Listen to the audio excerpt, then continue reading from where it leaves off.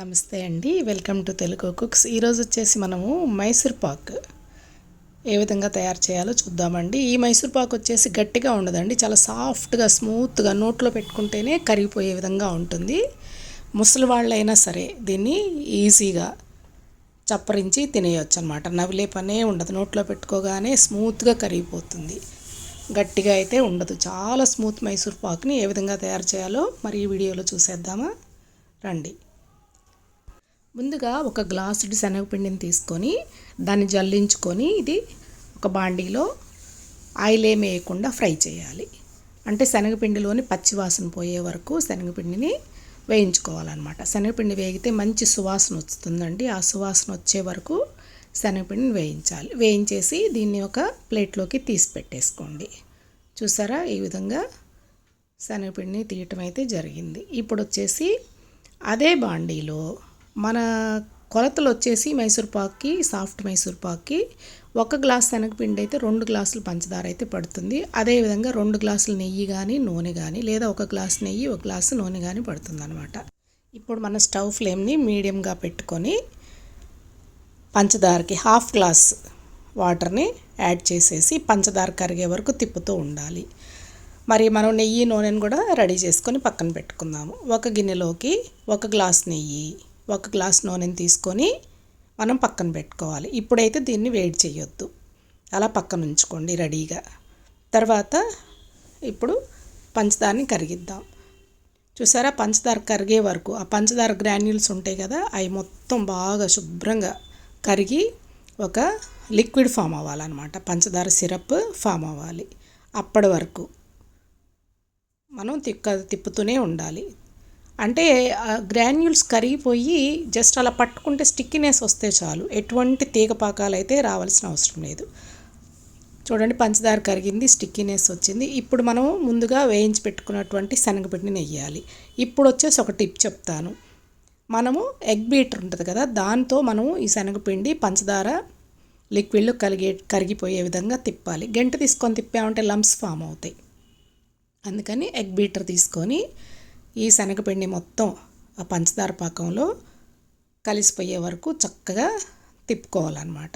చూసారా, శుభ్రంగా కలుస్తుంది. అదే గంటతో తిప్పామంటే ఎక్కడికక్కడ లంప్స్ ఫామ్ అయ్యి చాలా ఇబ్బంది అవుతుంది అన్నమాట.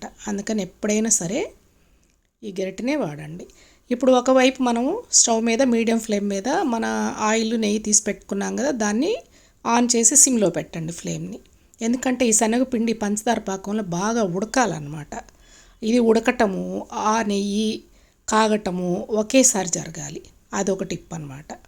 ఈ విధంగా ఈ శనగపిండి పంచదార పాకంలో ఉడికే వరకు తిప్పండి. ఇప్పుడు వచ్చేసి ఎగ్ బీటర్ తీసేసి గరిటె పెట్టుకోవచ్చు అనమాట. ఎగ్ బీటర్తో అంత కంఫర్ట్గా అనిపించదు మనకి ఈ దశలో. అందుకని గరిటె తీసుకొని పంచదార పాకాన్ని ఈ శనగపిండి మిశ్రమాన్ని బాగా ఉడికించాలన్నమాట. చూడండి, ఉడికి ఇది ఒక మంచి కన్సిస్టెన్సీ ఏర్పడుతుంది. చూసారా, ఈ విధంగా ఈ కన్సిస్టెన్సీ ఏర్పడిన తర్వాత కొంచెం ఉడుకుతున్నట్టు తుకుతకలాడుతా కొంచెం బబుల్స్ రావటం స్టార్ట్ అవుతుంది. ఈ దశలో మనము రెండో స్టవ్ మీద ఈ నెయ్యిని వేడి చేస్తున్నాం కదా, ఆ నెయ్యి కూడా బాగా కాగిపోతుంది. ఈ కాగినటువంటి నెయ్యిని గరిటెతో తీసుకొని ఈ శనగపిండి పంచదార మిశ్రమంలో కలపాలి. కలిపేసి ఈ మిశ్రమం ఆ నెయ్యిని బాగా అబ్జర్వ్ చేసుకునే విధంగా బాగా తిప్పాలన్నమాట.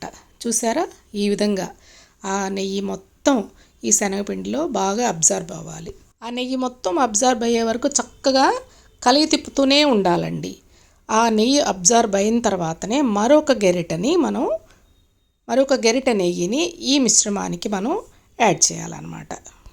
చూసారా, మరొక గరిటెని కాలే నెయ్యిని ఈ మిశ్రమానికి యాడ్ చేయగానే చక్కగా అది నురగల్లాగా పొంగుతూ ఉంది.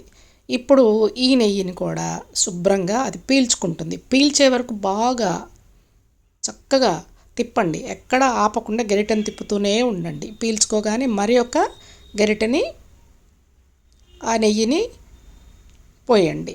పోసి ఇది కూడా బాగా అబ్జర్వ్ చేసుకోవాలి. ఈ విధంగా మన పిండి అంటే ఈ శనగపిండి మిశ్రమం ఆ నెయ్యి అయిపోయే వరకు పోస్తూ ఆ నెయ్యిని మొత్తం పీల్చుకోవాలి. అదంతా అబ్జర్వ్ అయ్యే వరకు ఈ విధంగా నెయ్యిని పోయటం, ఈ నెయ్యిని శనగపిండి అబ్జర్వ్ అయ్యే వరకు తిప్పటం, ఇదే ప్రాసెస్ అన్నమాట. ఇదే ప్రాసెస్లో కలిగి తిప్పుతూ ఉండండి. ఎక్కడ స్టాప్ అయితే చేయకూడదు. ఆపితే అడుగంటుతుంది, మాడిపోతుంది, చెడిపోతుంది అన్నమాట మన మైసూర్పాకు. ఇప్పుడు చూడండి, బాగా ఆ నెయ్యి అబ్జర్వ్ చేసుకొని ఒకలాంటి మంచి షైనింగ్ వచ్చింది చూసారా. ఇంకా అలా కలుపుతానే ఉండాలి. ఇది కలుపుతా ఎంత బాగా కలుపుతూ ఉంటే అంత బాగా మన మైసూర్పాకు అయితే రెడీ అయిపోతుంది అనమాట. ఈ నెయ్యినంతా ఈ శనగపిండి అబ్జర్వ్ చేసుకొని ఒకలాంటి అలా ఫోమీ టెక్స్చర్ వస్తుంది. మనం కలుపుతూ ఉంటే కూడా చాలా తేలిగ్గా అనిపిస్తుంది అన్నమాట. చూసారా, ఇంకా లాస్ట్లో మిగిలిన నెయ్యిని మొత్తం కలపటం దీనికైతే జరిగింది. చూడండి, ఇప్పుడు కూడా దీన్ని అబ్జర్వ్ అయ్యే వరకు తిప్పాలి. ఫ్లేమ్ మాత్రం మీడియంలోనే ఉండాలన్నమాట. హైలో పెట్టకూడదు, సిమ్లో పెట్టకూడదు. మీడియం ఫ్లేమ్ మీద ఉంచుకొని దీన్ని తిప్పుతూ ఉండాలి. ఈ దశలో మీకు నెయ్యి కరగదేమో, ఇందులో అబ్జర్వ్ చేసుకోదేమో అన్న ఫీలింగ్ అయితే వచ్చింది. మీరు ఏమీ ఆలోచించాల్సిన అవసరం లేదు, శుభ్రంగా అబ్జర్వ్ చేసుకుంటుంది. అబ్జర్వ్ చేసుకొని మన బాండీని ఇది అతుక్కోకుండా వదలటం స్టార్ట్ అవుతుంది. ఆ దశ వరకు మనం దీన్ని కలుపుతూనే ఉండాలన్నమాట. చూసారా, నెయ్యి మొత్తం అబ్జర్వ్ అవుతుంది. ఈ శనగపిండి పాకం వచ్చేసి లైట్ వెయిట్కి రావటానికి ఒక టెక్స్చర్ని అయితే ఫామ్ చేస్తుంది. ఆ బాండీ అంచులను కూడా అది వదులుతుంది. లైట్గా షైన్, గ్లో స్టార్ట్ అవుతుంది. అంటే ఆ పీల్చుకున్నటువంటి నెయ్యిని ఈ మిశ్రమం వదలటం స్టార్ట్ చేస్తుంది.